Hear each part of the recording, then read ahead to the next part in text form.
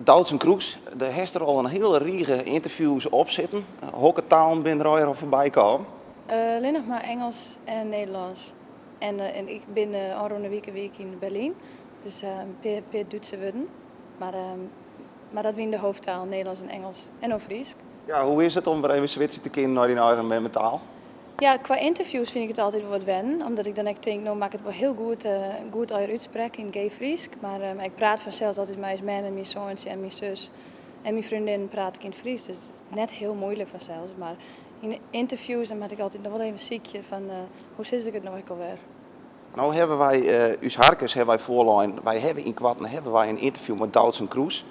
Wat zou jou nou graag van haar weten willen? Ik heb er even een paar mooi om. En dit is van Griet Katsma. Praat ze ook Fries in haar been en leert ze haar been ook Fries? Ja, ik praat Fries in mijn band. En ik merk ook dat velen Fries in Milena praat. Dus omdat ik wel degene ben die het meest thuis is. Dus ik denk dat Fries wel nou eerst de hoofdtaal is. En velen gaat nou naar school, dus praat ik orentaal mezelf, Engels en Nederlands. Maar ja, ik praat vanzelf wel Fries in mijn band. Vind ik heel belangrijk. Nu ziet er ook de vraag tussen, komst eer weer in Friesland te wonen? Ja, waar weet. Ik hou van Friesland, ik hou van Nederland. En ja, ik ben een soort bij mijn heid mem. En dat viel ik als thuis. En hoe is het om model te wezen en hoe is het om met de druk? Want ja, dus het is natuurlijk altijd in de belangstelling. Ik denk dat de basis heel belangrijk is. Dat je een goede basis had je thuis. Ik had heel wat naar mijn zin, met mijn man en mijn band. En dat is voor mij het allerbelangrijkste. En daar haal ik eigenlijk een hele soort energie uit. En dat ik dat, ja, dan ga ik weer een energie van mijn werk. En dan kijk ik een haar. Ja, en wat ben die toekomstplan? Want ja, dat is zelfs model, maar in het acteren is natuurlijk fanatiek mooi ondergang geweest. Ja, ik heb wel geleerd van dit werk dat ik net te bot plannen kan. En dat wil ik net. Ik wil, ja, mag toch even Engels praten, go with the flow. En ik zorg wel. Ik geniet je van mijn werk en ik geniet je van mijn hele leven nou. En ja, dus ik zorg wel wat er gebeurt en ja, wat de toekomst is. Hopelijk is het heel mooi. Kunnen we daar in Kwarten misschien weer in een film verwachten? Ik zou het heel leuk vinden, maar ik doe mijn acteerlessen, maar ik ga net zo'n soort tijd.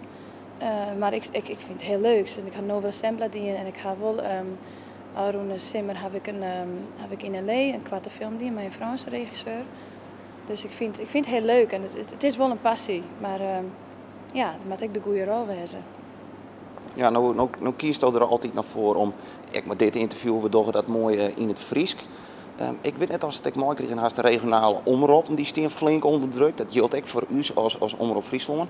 Wat vind je ervan? En volgens dat ik? Ik vind het heel belangrijk om dat te steunen. En daarom heb ik met mijn agent, met Sarah, een hele belangrijke afspraak. En wij vragen aan al mijn klanten altijd dat er een Friese omroep bijwijzen kan. En ja, ik vind sowieso, ik weet waar ik bij kom. En ja, ik ben waar ik ben. Ik terug Friesland. En dat vind ik heel belangrijk dat je hem er altijd bij bent. Ja, en wat dat ook belangrijk is inderdaad, dat die Friese omroep onder druk komt te staan en mogelijk zou verdwijnen. Dat vind je wel slim. Dat vind ik heel slim. Ja, ik denk dat het heel belangrijk is. Ik vind voor de cultuur van Nederland ik vind het belangrijk dat het bestaan blijft. Tot slot nog één vraag. Ja. Hoe ziet deze week er vierde voor je uit? Nou ben ik in Amsterdam en ik denk dat ik binnenkort naar New York moet en Parijs weer. En dan hopelijk heb ik lekker 3 weken vakantie.